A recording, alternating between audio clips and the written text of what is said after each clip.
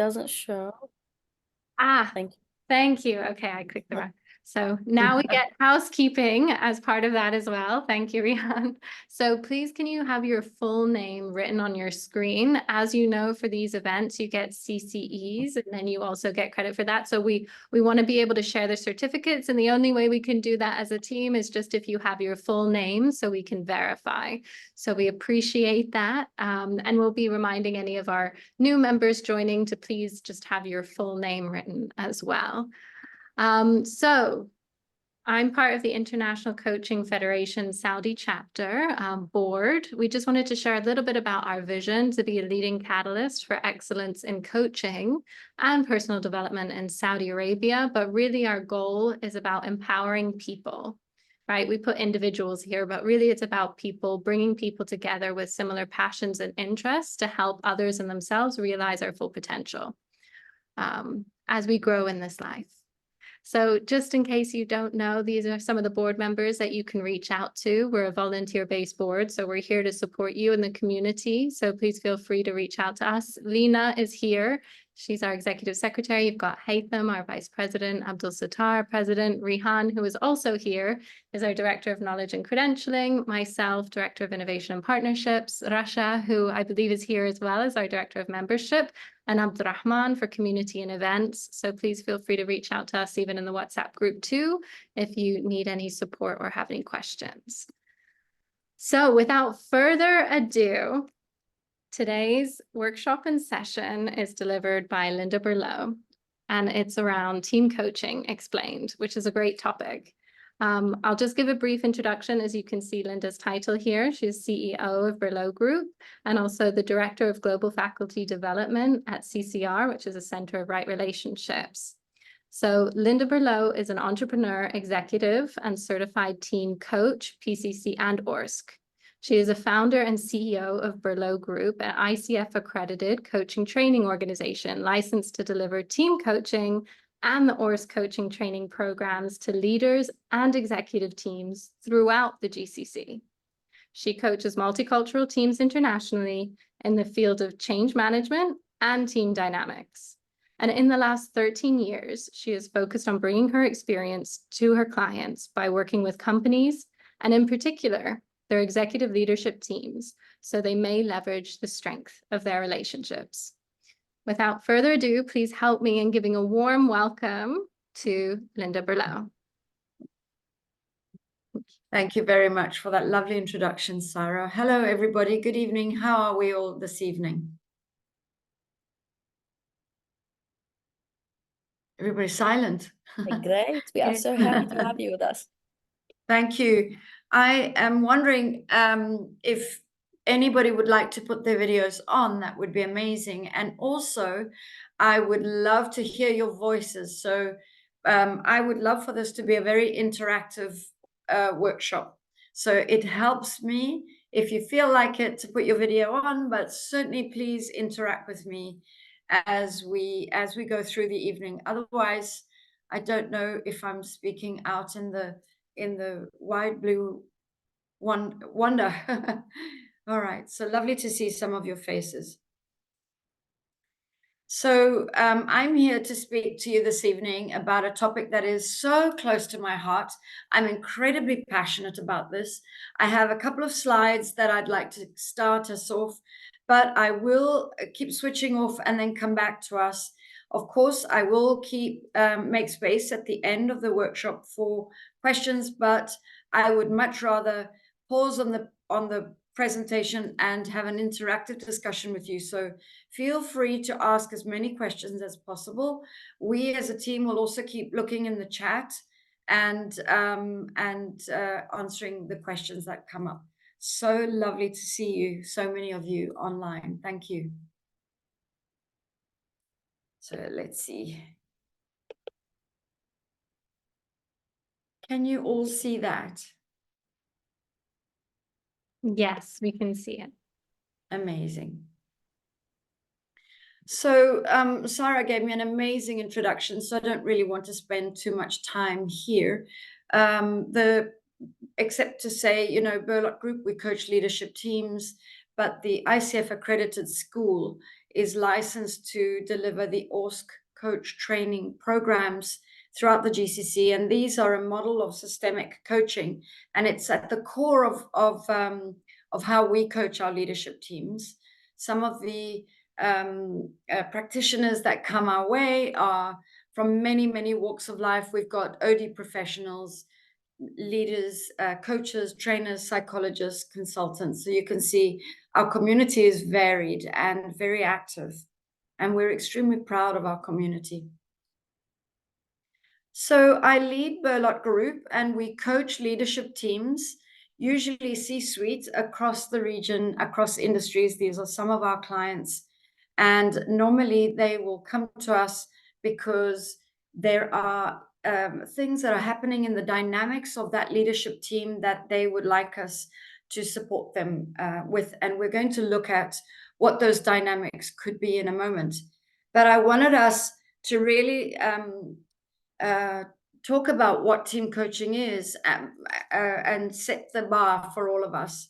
So team coaching is an intervention that includes coaching the entire team rather than coaching the individuals in that team. And we move them from where they are to where they'd like to be. I always think that it's fun to talk about what team coaching is and what team coaching isn't. And so when a coach is coaching a team, they bring all of themselves to the table. They will have got a varied toolkit, they've got experience, but more importantly, they take a healthy team from where they are to where they'd like to be. Now, it's important to note here that my niche is team coaching, so I talk about team coaching, but everything that I will share with you tonight is applicable to any system. And for us in ORSC, a system is any two or more individuals, as long as there is an interdependency. And so while we're here today to talk about teams, the tools and skills are applicable with couples, with families, with groups and partnerships as well. Now, it's also fun to talk about what team coaching is not, because there are often lots of misunderstandings. So the first thing is it's not training, meaning the team coach doesn't come as the subject matter specialist, and then people sit back and listen and behavior may or may not change.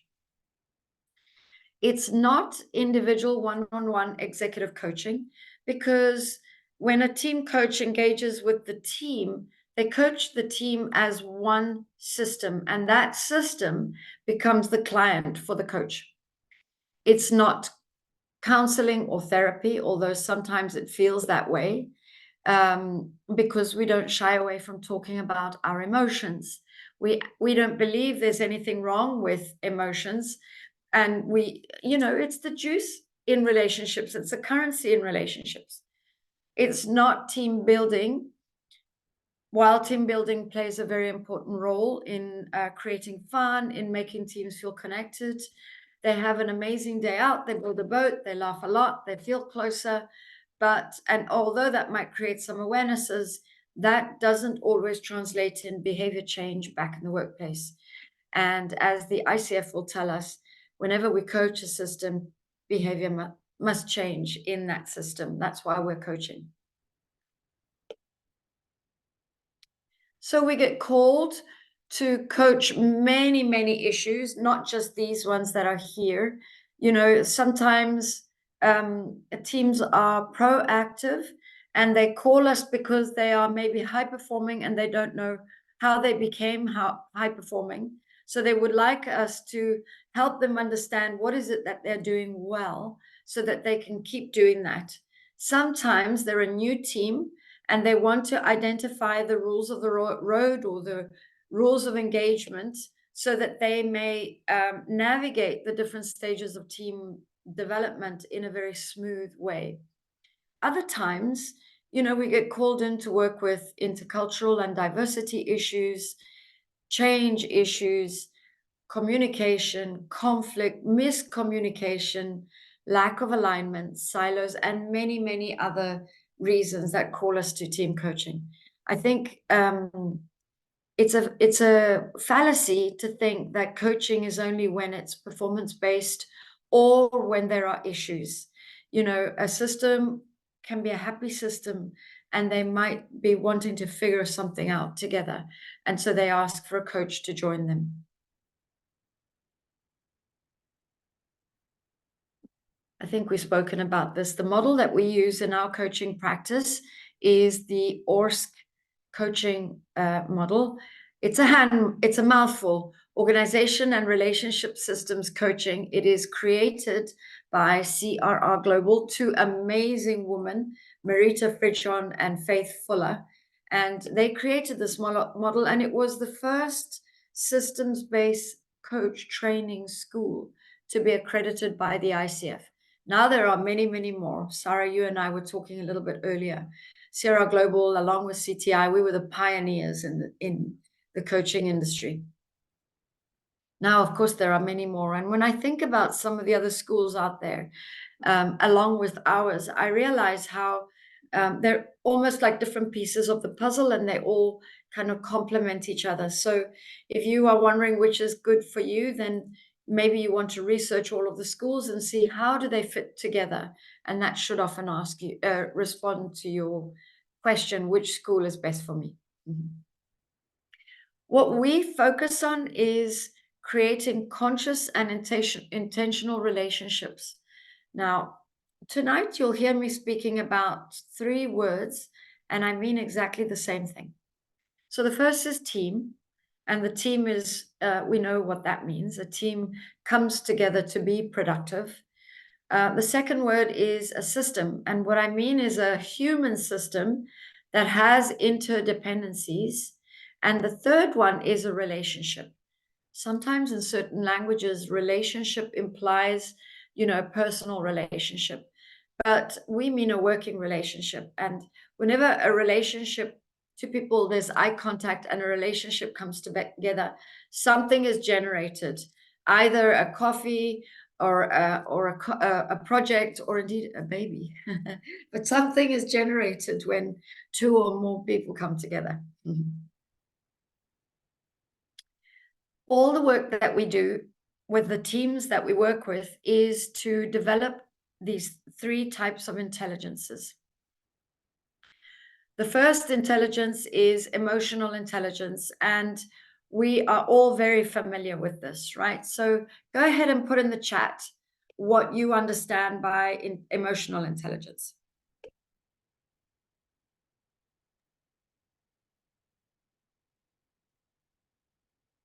I don't see the chat. I can read them out for you. Is there a way for me to see the chat? I think so. If you click in the top icon, you take your mouse to the top of the screen, you should be able to click the chat. I have. All right. There It's we go. GD3. Are you able to see it? No, I mean, I can call up the chat box. There we go. Thank you. So I think Soha shared manage relationships effectively. Oh, now they're all coming in.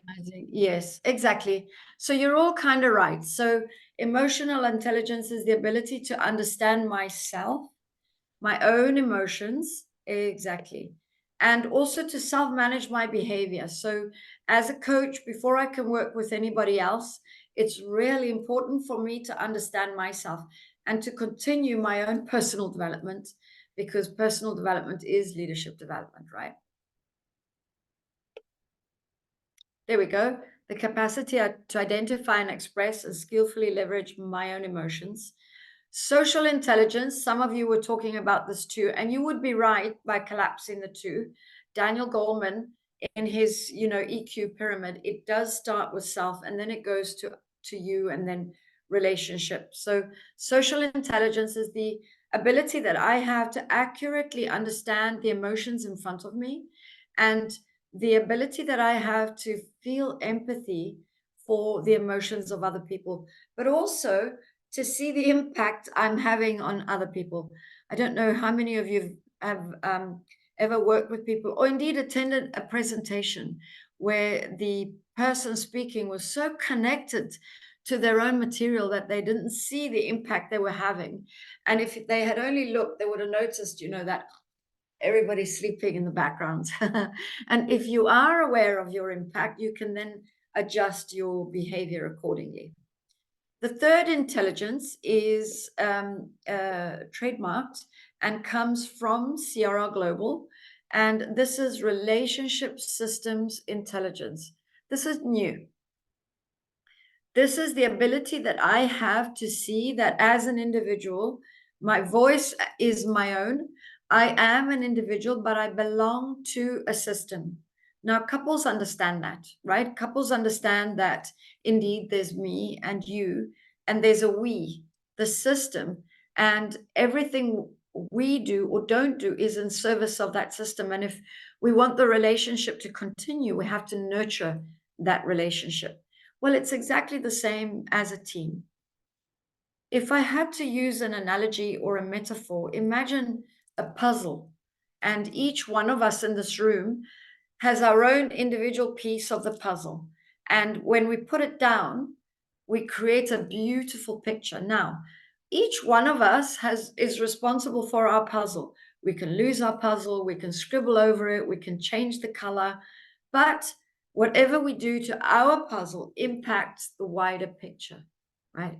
And so it's that ability to take the helicopter view and look down and see the system and see that I am part of that system, and everything I do or don't do impacts that system is relationship systems intelligence. Now, of course, it's a new intelligence. It's a new muscle that we want our coaches, but also our clients to feel. And so we're always constantly educating, and in all the work that we do, we're constantly reflecting back and asking the system to reflect back on itself, to see itself, and therefore be able to readjust. Let me pause a moment. Where am I? Yeah. Stop sharing. Any questions so far?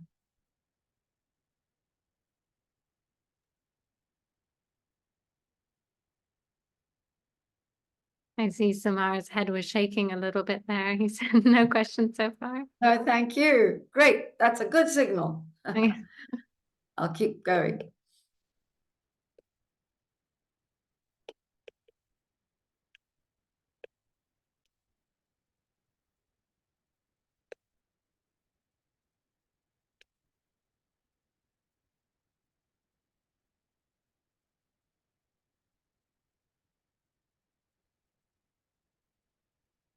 So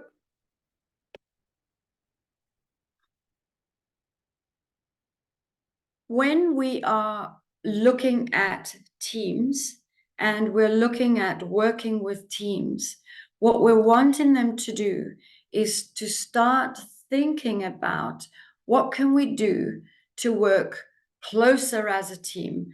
How do we increase trust? How do we improve collaboration? How do we minimize the toxicity that exists in a team? How do we look at those behaviors that are kind of tripping us up and preventing us from becoming high performing? So there are certain habits that we want our teams to practice. For example, problem solving. We want teams to constantly focus on solving problems together. Why would we want them to do this, do you think?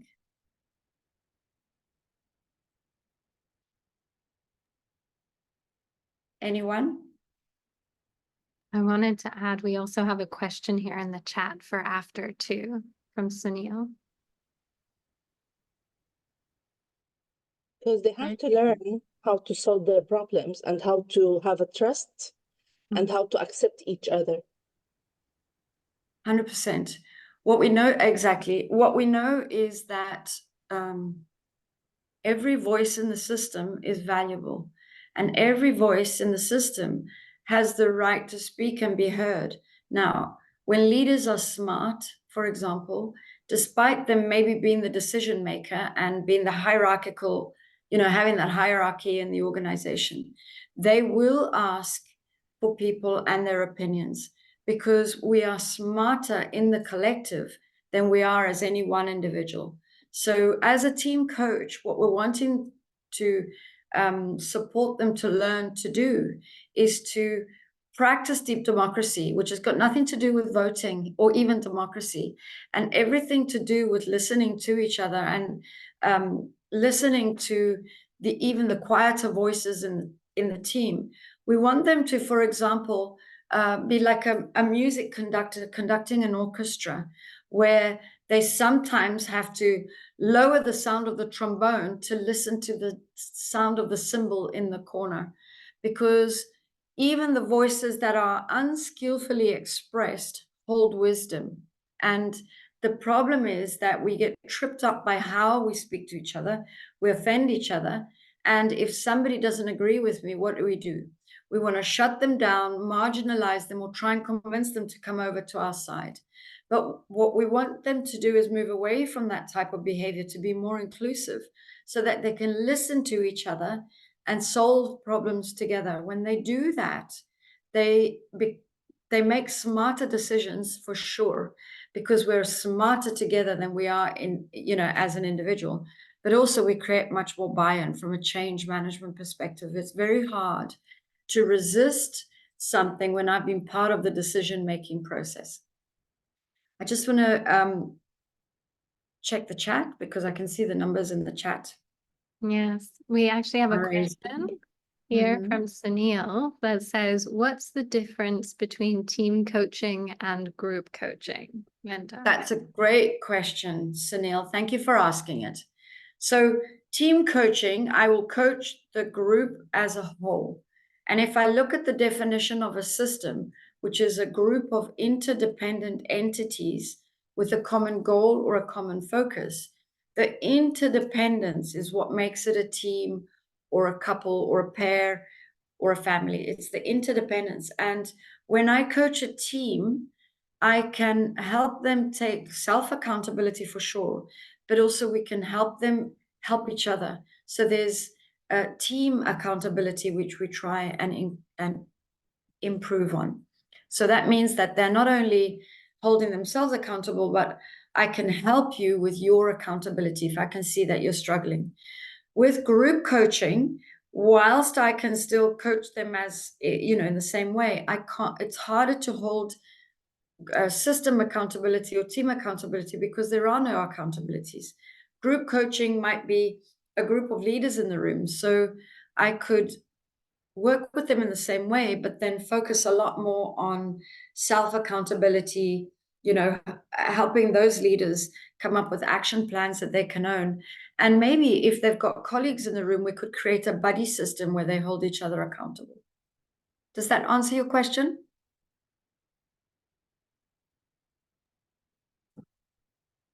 Sunil? Yeah.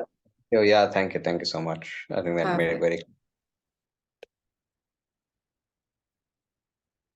Team coaching is coaching the synergy in the team. Yes, exactly. We coach the actual dynamics, that emerge between the people that are in the team. Imagine that in a team, there are each person is holding a piece of string. And imagine now that they create a web, like a spider's web. There is a certain tension that is needed to create that spider's web, particularly if we want the spider's web to hold something. And if each team member is focusing on the web to ensure that they're not pulling too hard, that they're not letting it too lax, that they're not themselves spoiling the web, if they're all focusing on the web or all focusing on their team dynamics, all of a sudden you'll see that magic starts to get created.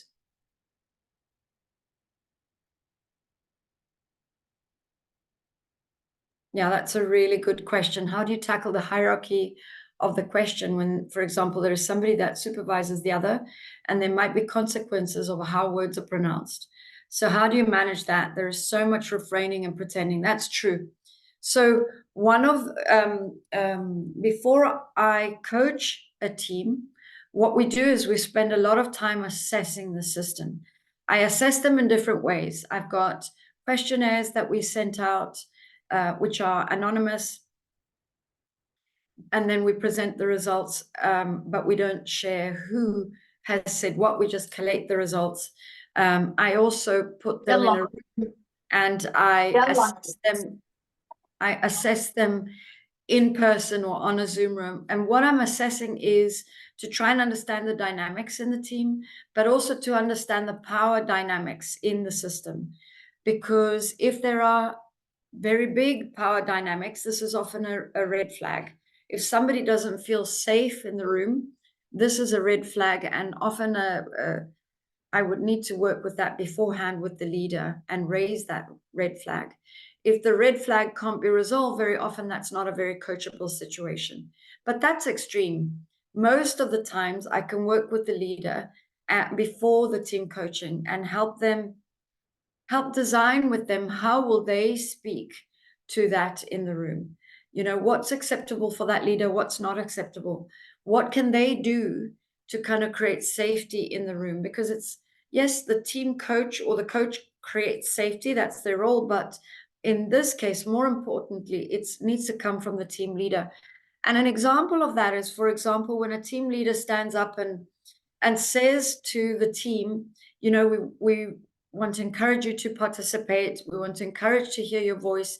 You can be rest assured that what goes on in the team coaching stays in the team coaching, and nothing will be taken, you know, out of context or back in the workplace. So that message may need to be created over time. But if there is too much power fear dynamic, very often it's smarter to just coach one level at a time. I see, Mohammed, you've got your hand up. Yeah, hi there. I just want to ask you if is it possible for you to provide some example of the subjects that they taught in group coaching and team coachings. You know, I want just to feel the difference. Yeah, thank you. The subjects might be the same. The subjects might be the same. So, for example, could be a subject of how do we increase trust? Or how do we increase collaboration? How do we support the team through change? Or, you know, we've got silos in the teams. Let's work with silo in the team. So the subject can be the same. It's just how we work with the group that might be different.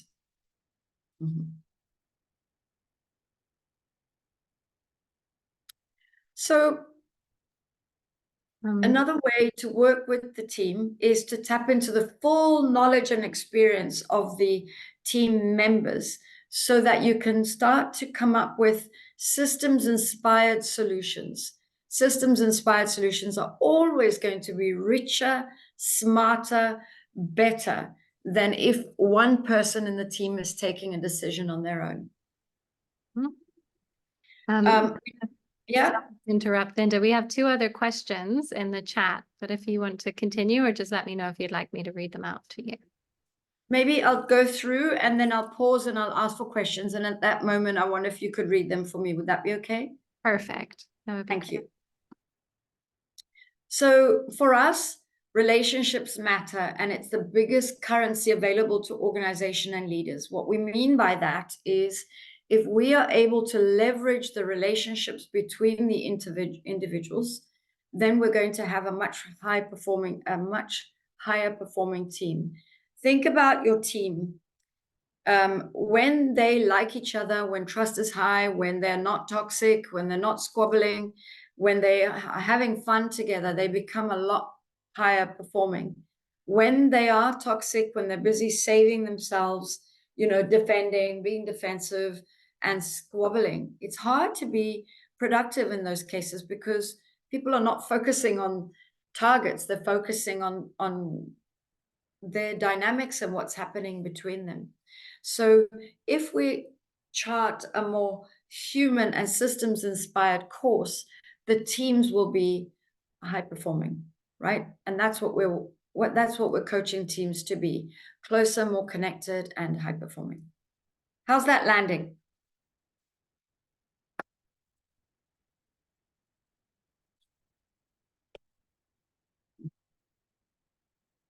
Okay. So What we want to do is to shift the focus from me to the we, to the it, right? So me and you to the it, which is the team, and to increase the intelligence, all three of those three intelligences. We want to move away from processes to focusing on the dynamics of the team. Of course, processes in a system are important, but we don't want to be so task focused and process driven that we forget that there is a team. So positivity equals productivity. And in positivity, we mean, do we focus on the dynamics? Do we focus on each other and what we need? Or do we only focus on the task? If you are a systems coach, we hold the system naturally creative, generative, and intelligent. What that means is that we don't tell them what to do. We don't advise. We don't try and fix the system. We hold them. The belief is that they have all the answers. They don't know that always, and it's up to us to help them reveal that. But we believe that they have everything that they need inside of them.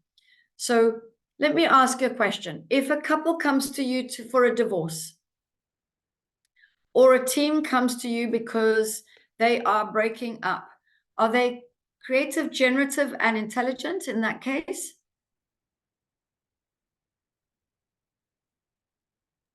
Yes.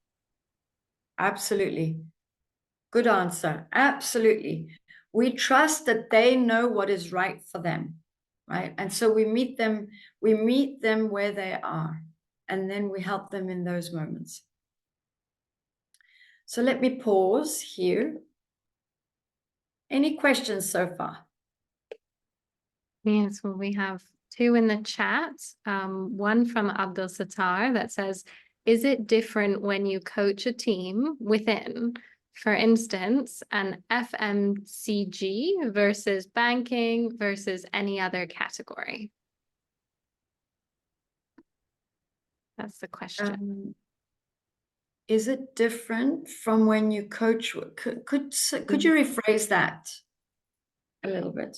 I think Abdul Sattar, if you're here, you can unmute maybe and ask your question. Yeah. Yes, sure. Hello, everyone. Hi. So as we know, there's different categories within the market. So there's an FMCG business, there's a banking business. Right. The question is, when you coach a team, do you need different coaches who are trained when, for instance, coaching a team within a banking, within an FMCG, or is it the same? What's the common denominator in all of those categories? Basically a team. The humans that work there. Yes. That's right. So we're not coaching. Team coaching isn't coaching the business. So the business is something separate. And as a team coach, you might have business experience, or you might have experience in that category, which might be useful. But as a team, you're truly focusing on, as a team coach, you're truly focusing on the humans and the human dynamics between them. So you are the expert of the dynamics between people and not on the business. I think, there are businesses that I coach their leadership teams where I have in-depth knowledge of that business, but I'm very clear to keep that separate in the moments that I'm coaching the team.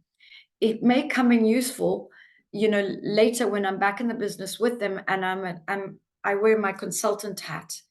But whilst I'm coaching the team, I'm really just focusing on their dynamics between them. Does that help?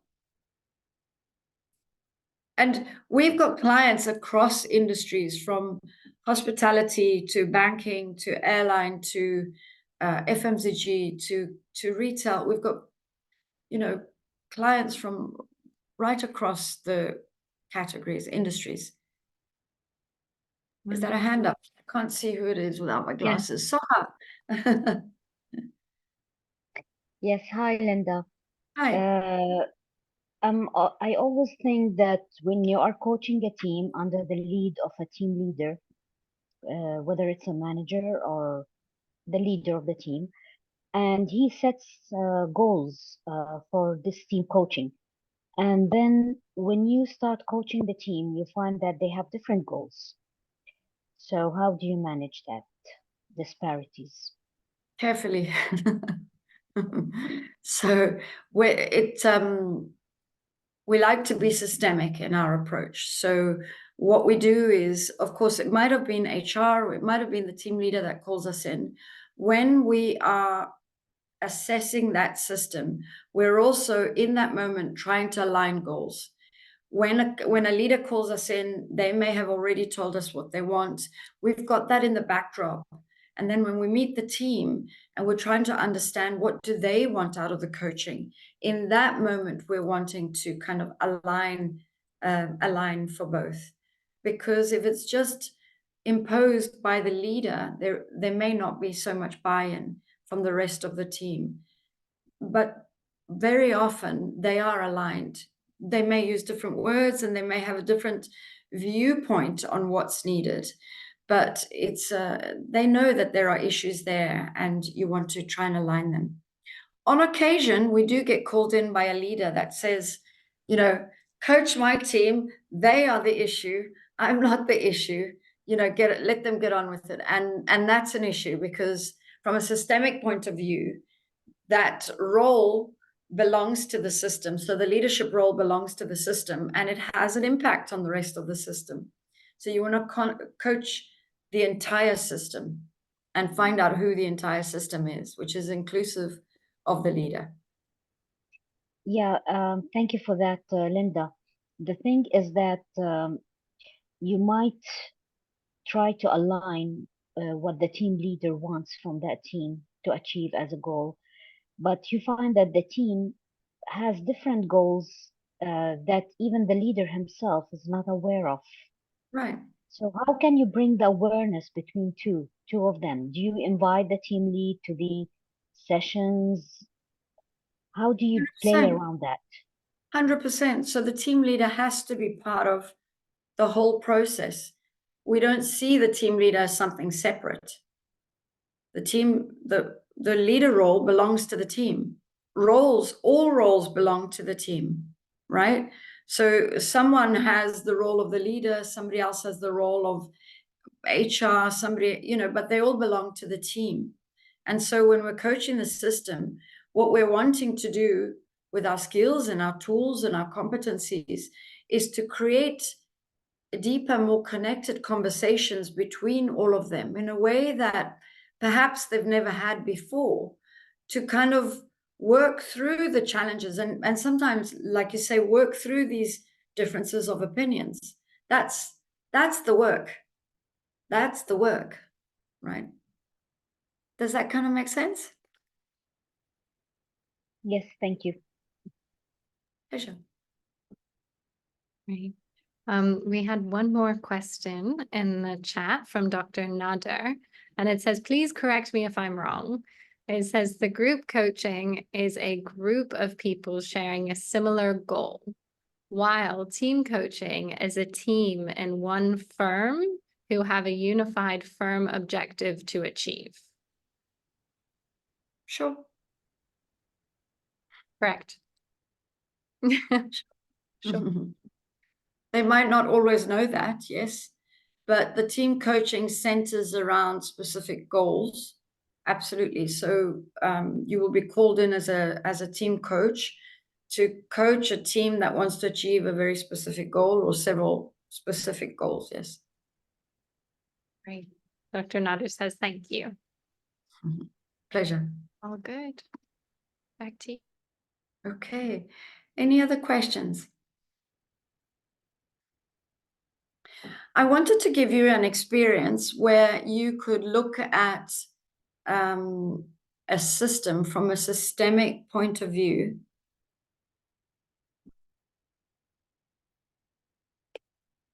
Dr. Claire is in the room. Hello, how are you?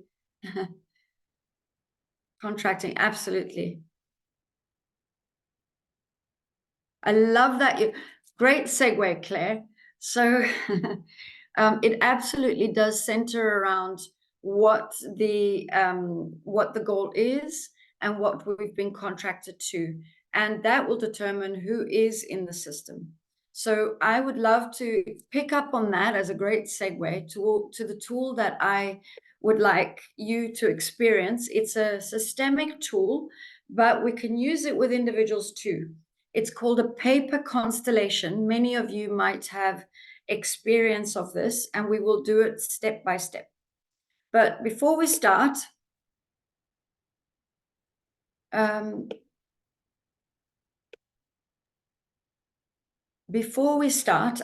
you all have a pen and a piece of paper in front of you?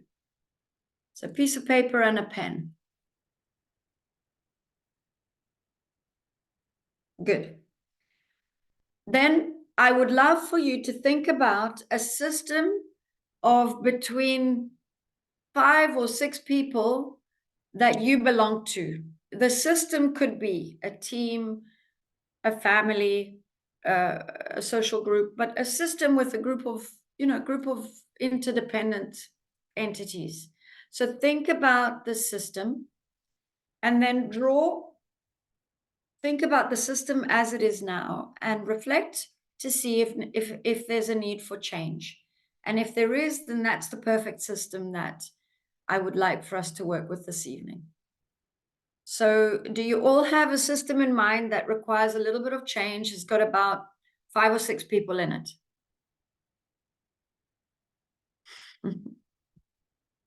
Sarah, I'm going to take your thumbs up as the collective thumbs up. Okie dokie. Now, first thing to do is draw a big circle on your piece of paper. Draw a big circle on your piece of paper. And I'm going to share because there are a couple of...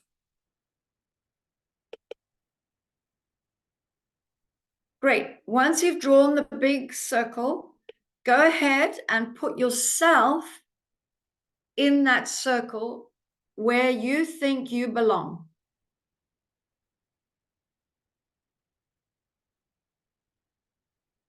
Maybe it's a family system, and because I live overseas, I will put myself outside the circle. Or maybe I'm the team leader and I think I need to be in the center of the circle, or who knows. There is no right or wrong. This is this system as it is now. If you would like, you could differentiate it between a man and a woman, and then go ahead and put your initial in there, and then start to populate the other members of the system in your circle in where you believe they are positioned.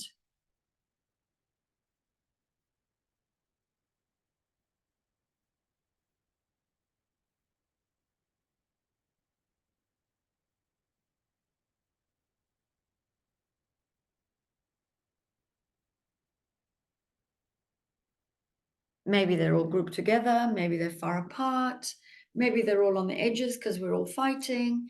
There is no right or wrong. It's just what it is. And then once you've drawn the symbols for the other people, go ahead and put their initials in there.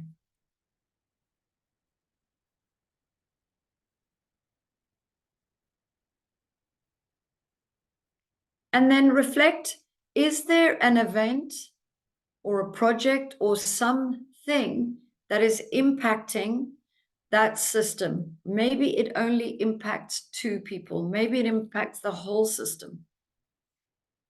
So for example, maybe it's a project that involves 3 people and they've got their nose down, tail up, and they're focusing on that project. Or maybe in a family, it's a new baby, and so that impacts the whole family. And we represent that with a box. So draw the box around the people or the system that is impacted by that thing or that event.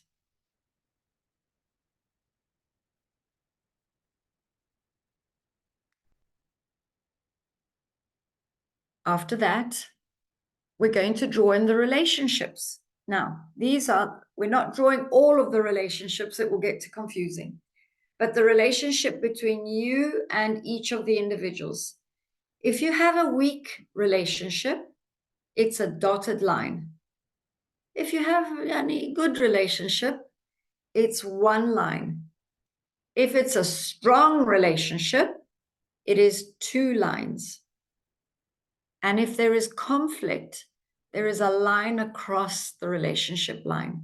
Now, you could have a strong relationship with conflict.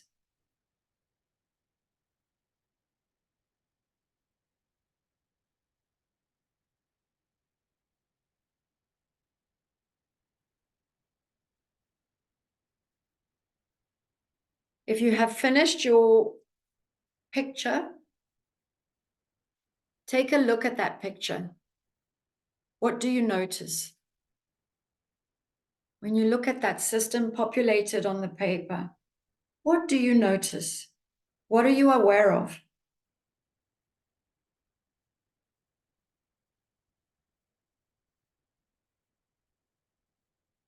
And make a couple of notes for yourself.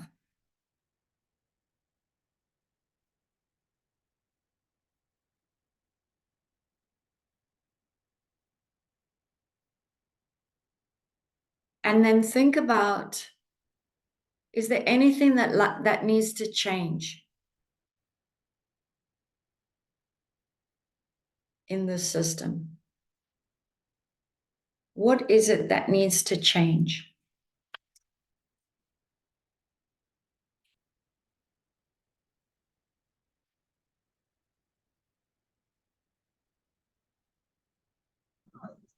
And then, Yes, yeah, Linda. yeah. Sorry, actually to jump in, but I'm willing and ready to share my insights if you like. Well, thank you. I'm going to ask you for insights, but do you mind if we do the next step and then I'll ask for insights? Is that okay? Sure. Thank you. Pleasure. No problem. I'm going to call on you to jump in again. I'm ready. So go ahead and take a second piece of paper. And the first drawing was the system as it is. Now we're going to draw the system as you would like it to be. And it doesn't have to be right or wrong. It's your system. You get to look at it. So draw the circle again. Put yourself again.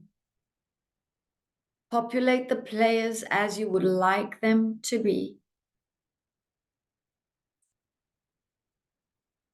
Place the thing or the event as you would like it to be.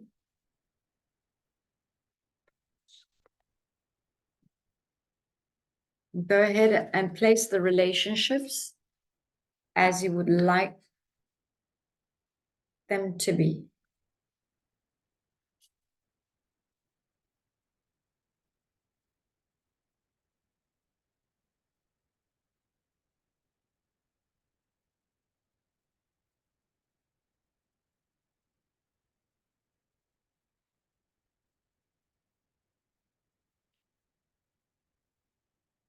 Who would like to share?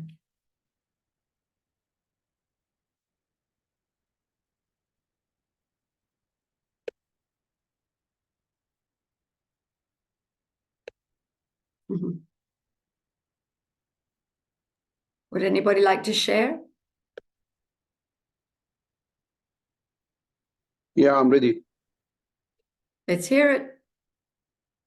Okay, actually, I'm reflecting an actual existed situation. We have it in our firm. And all over like the edges of the circle, I place myself, the other teams and the other stakeholders and the organization, like the finance, the marketing, commercial, warehouses and subordinates. And I put in the box in the middle of the scoop the KPIs. Amazing. And what I mean by that, every function inside the firm, they are working to achieve their KPIs. Each department has its own settled KPIs with its own settled objective. Yeah.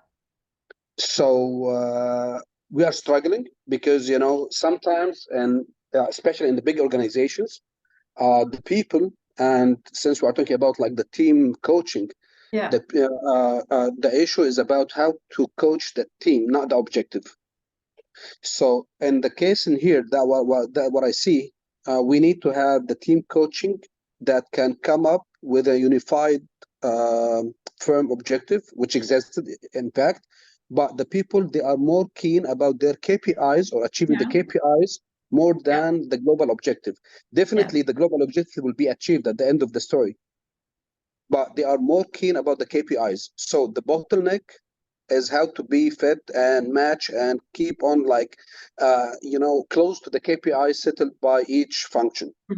Well, that's a great reflection to have. Yeah, that's the first part, or the first circle actually. And the second picture I draw, I put myself in the middle of the circle as a team leader. And my function will be here how to utilize the KPIs, or to find like an you know, like a shared KPIs, or to find the shared KPIs between the different company or like the firm functions that can come up with a unified, or unified like mindset to achieve the unified objective, while everyone will be open to the other function KPIs. At the first circle, actually, I have the dotted with the warehouses and the commercial team, one line with marketing, and double lines with the finance and the subordinate. Amazing. So was this exercise useful? Definitely, because, you know, I came with the second picture with the double line for all the functions, because I used to utilize the KPIs, the bottleneck one, to be a unified, mindset objective for everyone to share and achieve and work collaboratively to achieve the global objective of the organization. Okay. Thanks, Linda. My pleasure. Thank you. I'm wondering if some of you can put your what's one key learning in the chat. I saw Claire. Spaces between the players have got smaller and they're all the same size. Amazing. Thank you. Any other ahas that you had in looking at your system as it is and as you'd like it to be? And then the next question is, of course, what is one small step that you can take to move your system from where it is to where you'd like it to be? Okay. Key learning, I have to quit my job. Thank you for sharing that with us. Useful to figure out what needs correction. Amazing. All right. I'll share just my last. Whoops, where am I?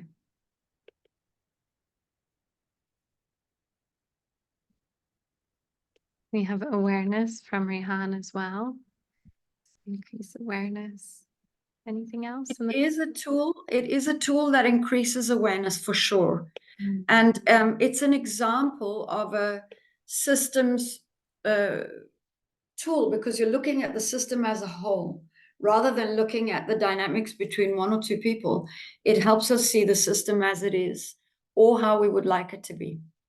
So how do we increase systems intelligence in the teams and help them be a lot more systemic and therefore high performing? Listen to the voices of the system and train the team to do the same. Allow the system to show itself, right? To see itself and show itself, so that you can leverage the information that comes out of the system.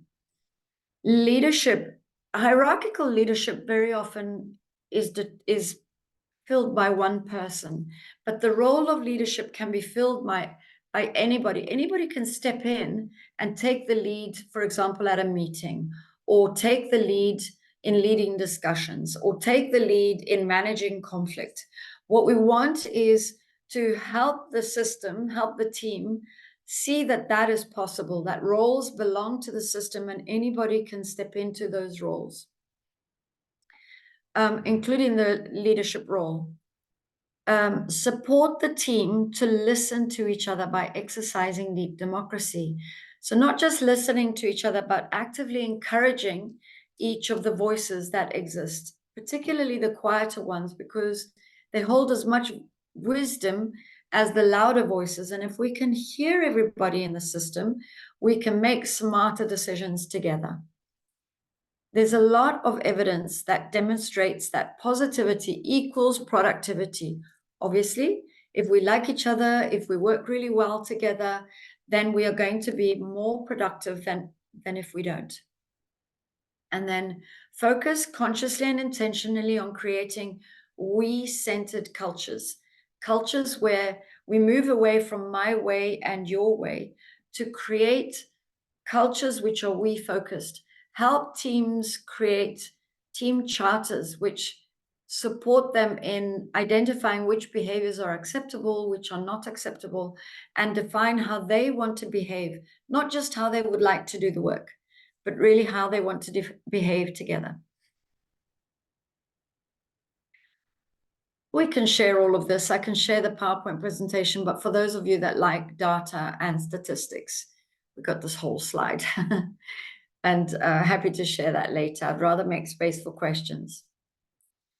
I do have a case study. I'm very aware of the time. I have a case study where a client was a bank.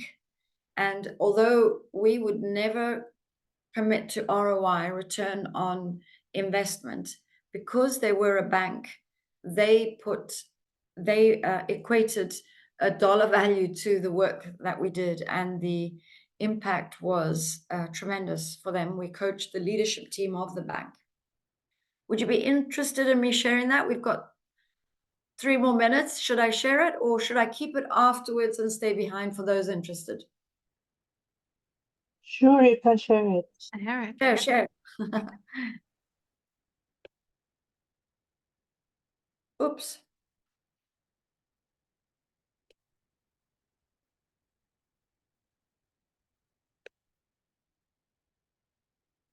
So it was a team that I coached for on and off 2 years.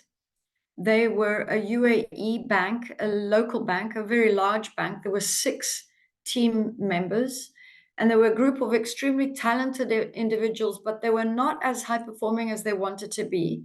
This was pre-COVID, so they knew that they wanted to work together closer because they knew that a lot of change was emerging. Obviously, they didn't imagine how much change was coming. Nobody could have imagined COVID, but the work that they did really helped them deal with the impact of everything that emerged.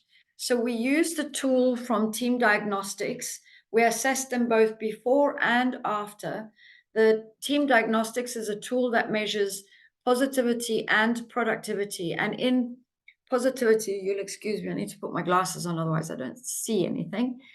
But positivity measures optimism, communication, camaraderie, diversity, respect, trust, and constructive interaction rather than toxic. And you can see that they grew from the light blue to the dark blue. The productivity measures, leadership, being proactive, their goals, their strategies, their ability to meet their strategies, effective use of resources, their accountability, alignment, and decision-making. And you can see here that they increased everything too. But not only did they do that, we linked it not just to the Team Diagnostics assessment, but also to an engagement survey that they were running in-house. And so you'll see the results of that too.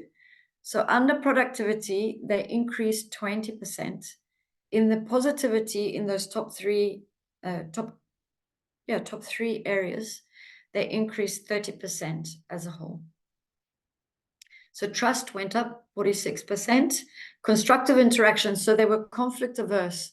They wouldn't have conflict. They would not have these challenging conversations because they respected each other so much they didn't want to hurt each other.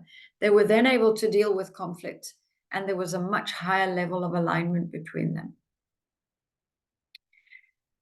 When I asked them, what are your top 3 strengths and challenges when we started, you know, they said we were seasoned professionals, we're individually motivated, we're results oriented. And this all shifted. So you can see the before and the after.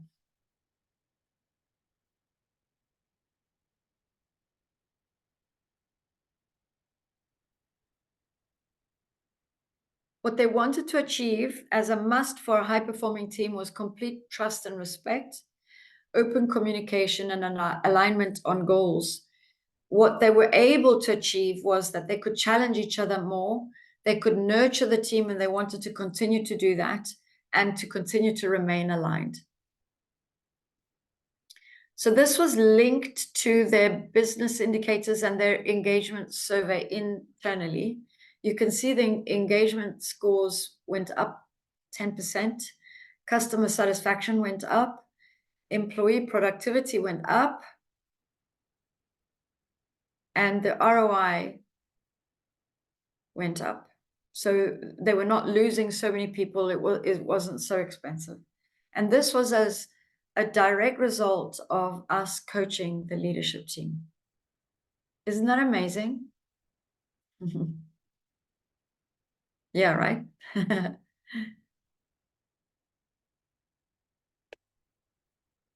Any questions? We did have a question in the chat from Sophia. Just to go back, but thank you so much for that. That was really interesting and great to have the data as well. Honestly, such a gift. Normally we can say, okay, so now meetings start on time, they end on time, people are happier. You know, the return on effectiveness we can definitely measure, but ROI is very seldom that we can collect it. These are wonderful. So just, I think in the context of what was just shared, we have a few questions. So maybe we'll jump to those and go to Sophia's. So Arun said, how did the feelings in the team play out?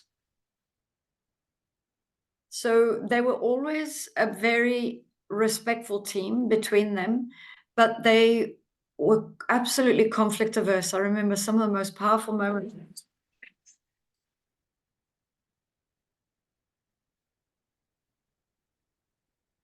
Are you there? I'm sorry. There's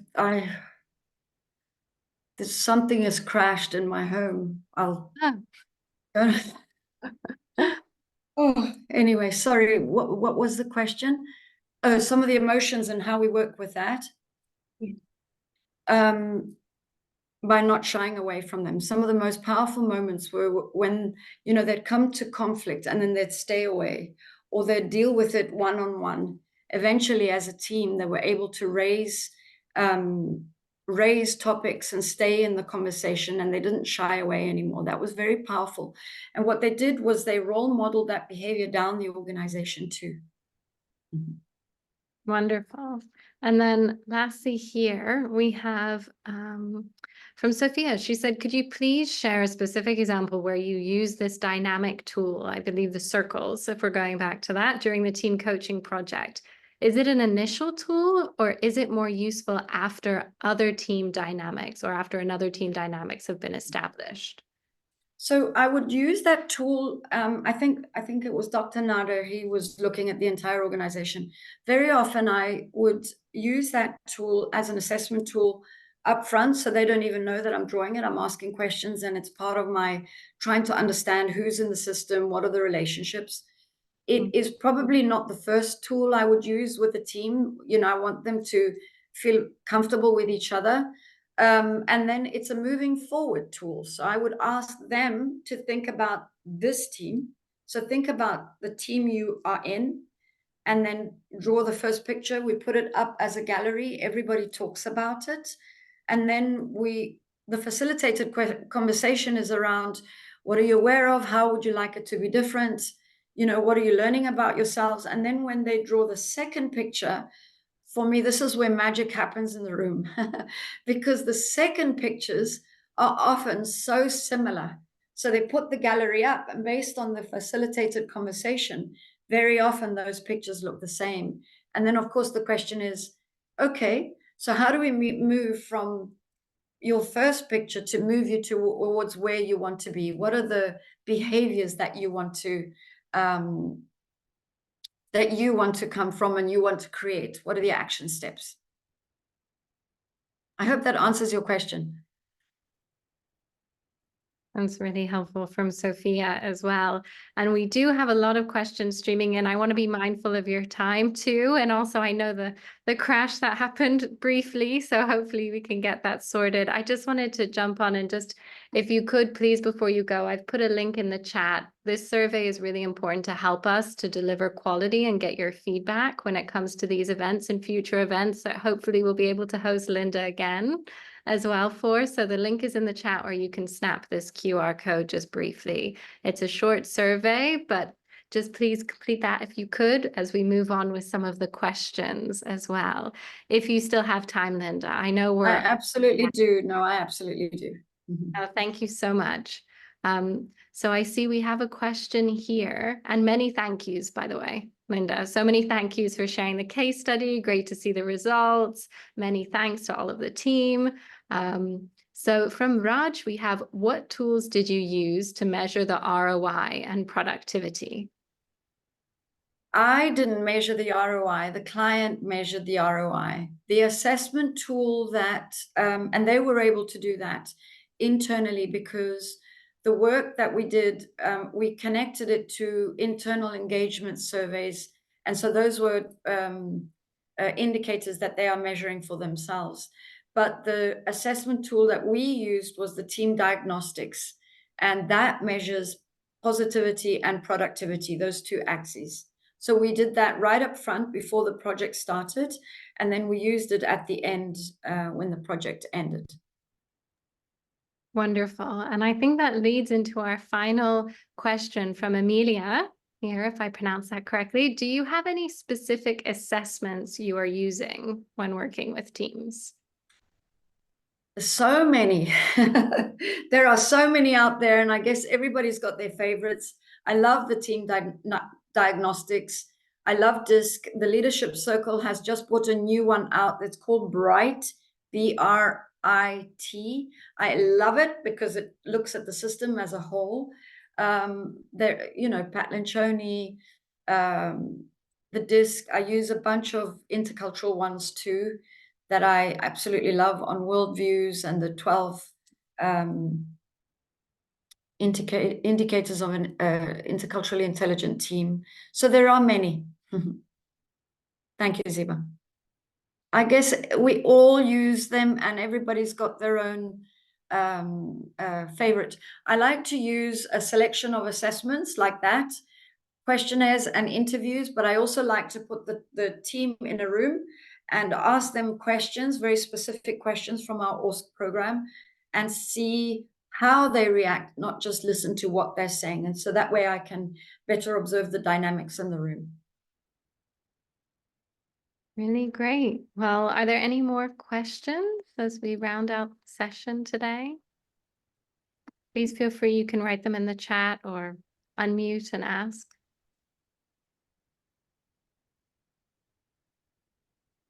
Thank you for sharing that, Claire. Going once, going twice. Wonderful. That's amazing. Thank you very much for your time. I've thoroughly enjoyed being with you this evening, despite the crash. I'm shuddering to think what happened. But thank you very much. I love talking about team coaching. If you have any questions at all, please don't hesitate to find us on LinkedIn and to connect to us. You can always find our details, I'm sure, through Ziba or Sarah. Thank you very much. Thank you so much, Linda. Thank you to the amazing Berlot group. Can you please help me in giving them a big round of applause? Thank you very much. Thank you, Linda. And thank you to the ICF who put up this amazing webinar. You guys have done an amazing job. It's been an absolute delight to collaborate with you. It's a pleasure, and we look forward to more. Thank you all. Have a lovely evening. See you soon. Good night. All the best.